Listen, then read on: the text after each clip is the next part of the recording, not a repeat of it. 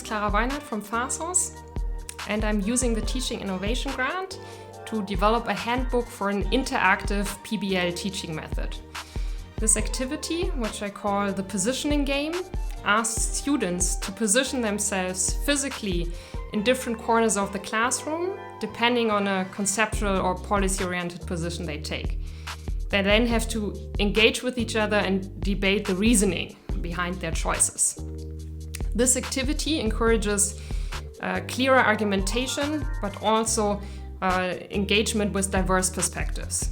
And with the grant, I seek to develop a CPD training, but also an open access handbook on the positioning game that others across Maastricht University can use and adapt for their own teaching.